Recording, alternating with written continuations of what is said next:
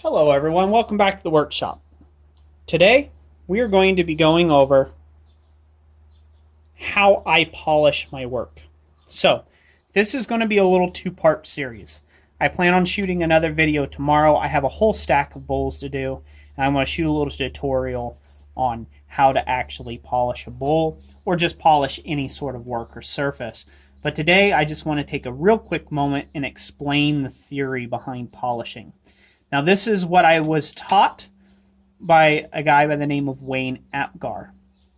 Now, he is not a professional finisher or anything like that. He was a union pipe fitter for many years in his regular craft, but he did blacksmithing on the side and eventually has done it for, I think he's up to 20 years now he's been doing it. So quite a long time. But this was what he taught me, and it seems to work out in theory correctly. So on any surface, essentially polishing anything, in this case we're going to be talking about a round copper bowl. And for the guys that don't like long-winded speeches about stuff and theories and facts and figures, now's your chance to jump off of this video, because it's going to be a long video of a lot of boring me talking at the top here. So more yakky yakky and no wacky wacky. Get over it. It's me. So, when we are working down the surface of material, in this case we are just going to do something as the subject is a bowl. You are creating, as you sand through grits, you are creating lines or rows or divots where the grinding media have caused gore marks or abrasive marks in the piece. And as you work through all your finer grits, these gore marks are still the same, and they become closer and closer and closer together, but they're essentially running in the same direction. So on the surface, on the naked eye to the human level, it starts to look like it's coming down to one even surface finish. If you had any lumpies or bumpies in there, you're grinding those out and getting the finish of the surface all the way down to one level, one even plane, okay? But that is only the first step. That is technically called the prep work of polishing, okay? That's just the prep work. And in fact, that's the prep work before you get to buffing. And we'll explain that here in a second. So to get a really high polish, and I get asked a lot of times how I get my bowls so shiny and how I get things to where they're mere finish, and this is essentially my method of doing so. So if you know that you have that the reason why the surface is coming together and looking shinier and shinier as you sand on this is because you're adding more of these little score marks to it. What happens when you go the opposite direction? Now this may apply to guys like you knife makers out there. What happens when you do the same gradients down the piece the other direction? You're just adding more score marks into the piece. Okay? Those lines, those gradients are getting tighter and tighter and tighter together. And so those gore marks are going down and slowly working down and getting closer and closer together. Okay, so this is very important when we are polishing something. You want to make sure to keep track of which way the bowl or the knife blade or whatever it is that you are polishing was turned through the various stages of grits of grinding. So say you started with a 36 grit, which I recommend is way too heavy to start with, but maybe there was some heavy fire scale and stuff you really had to get out of there. Well, you might have to do the 36 grit. Maybe then you go to 120, then maybe 240, right? And then maybe, I don't know, a 400 grit, right? And maybe you go up to a 400, maybe it's a 600 grit, or maybe it's even 1,000 grit that you get up to, okay?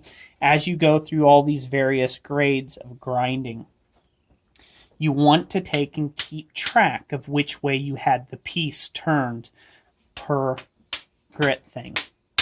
The reason why is you want to build this grid. You want to build this lattice work of scratch marks that are all going opposite of one another.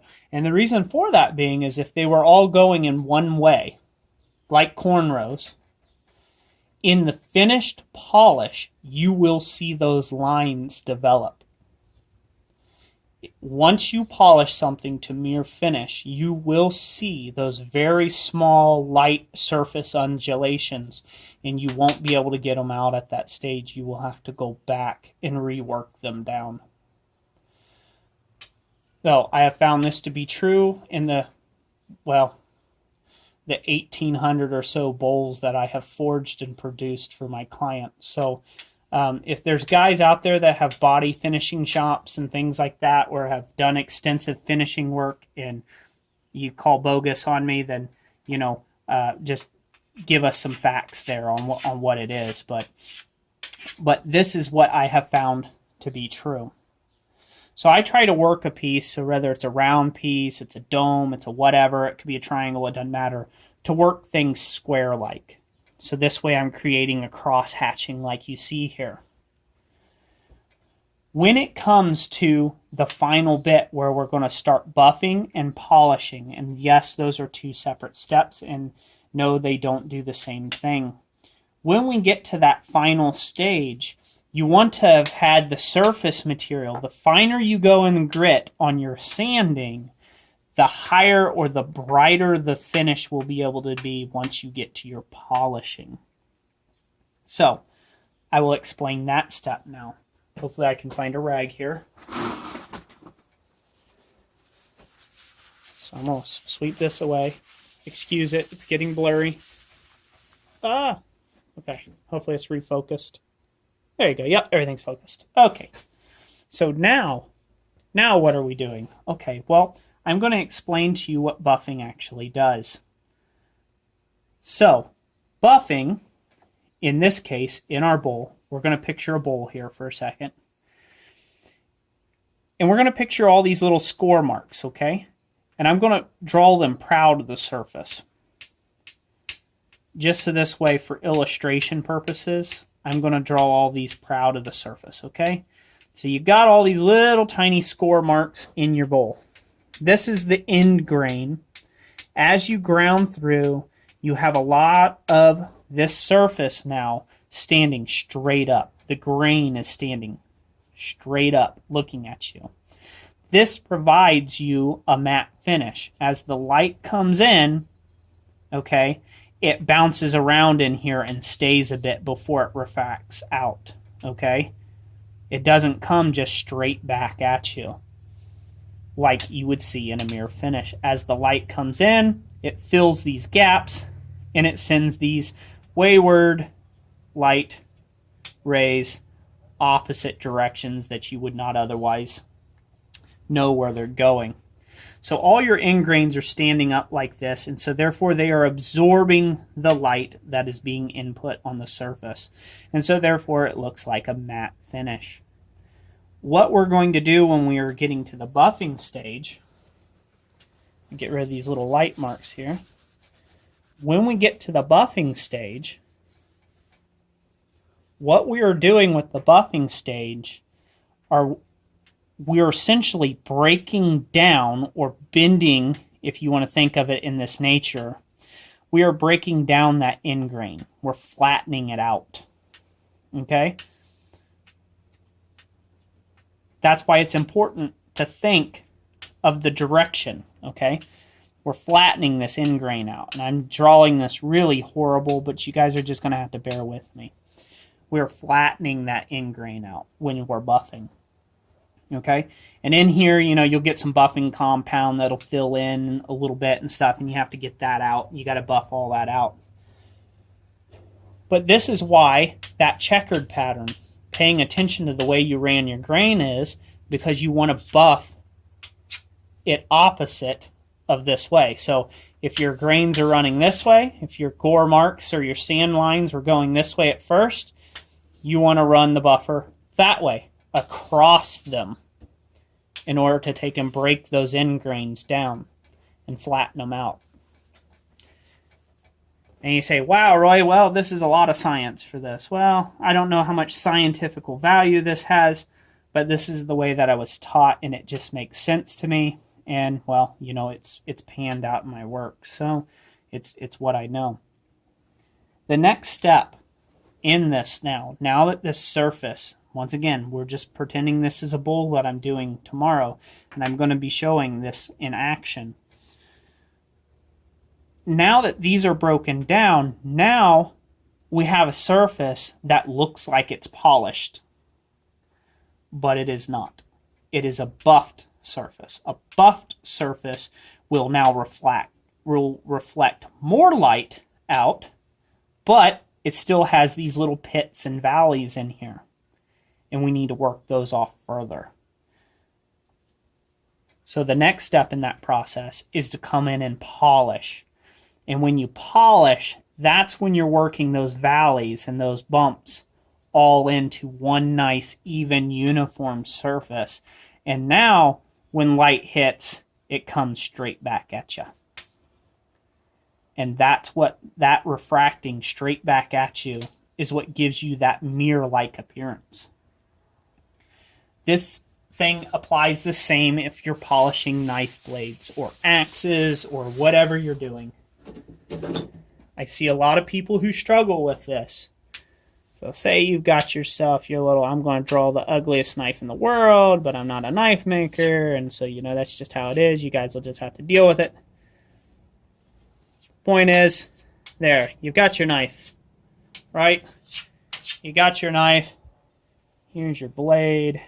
I know, guys, I'm sorry. I'm sorry right now. I'm not a great knife maker here, but I'm just going to draw that out, okay?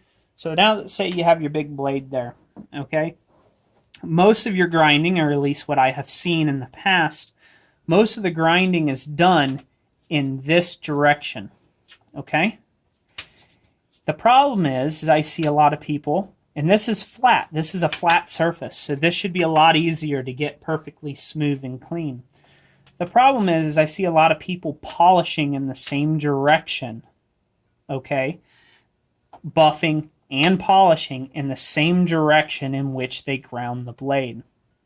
This is an exercise in futility because you will get a polish on the blade at some point, but it is not as quick as if you change the direction that you buff or polish. So it would be my suggestion to all you blade makers out there that make blades, and I may just be talking way out my nose here, but I'm going to say it anyhow, and maybe some of you will find this useful. Grind your blades in this direction. Buff your blades in this direction, and then polish your blades back in this direction. Once again, creating those hash marks, folding the grain structure down, and then polishing that off. That is what you want to be doing. When you polish your blade, if you polish your guard, you polish your handle, you will get a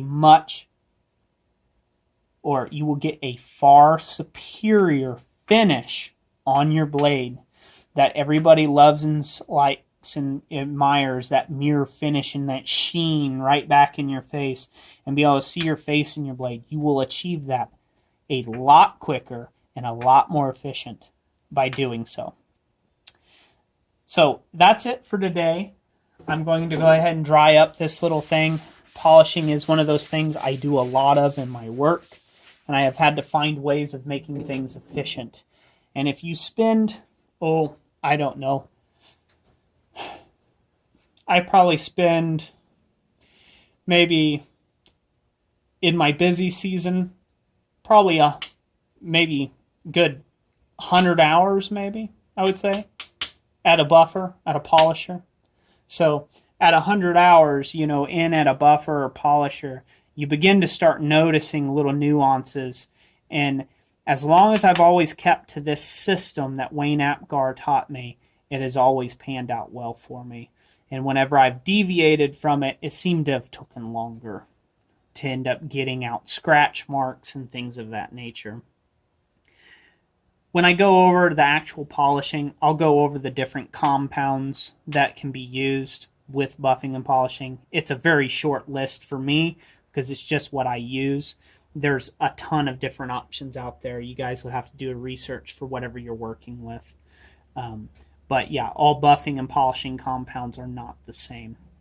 Anyways, that's enough of my ramble today. I hope you guys found this informative, and I hope this will help you all in your work. So, thank you for watching, and be sure to check back on the channel for the next video in this little series of actually polishing some copper bowls. And I'm going to be showing kind of that grain and how that works while I do it. So, start to finish. Anyways, thank you guys for watching. God bless you, and we'll catch you on the next one.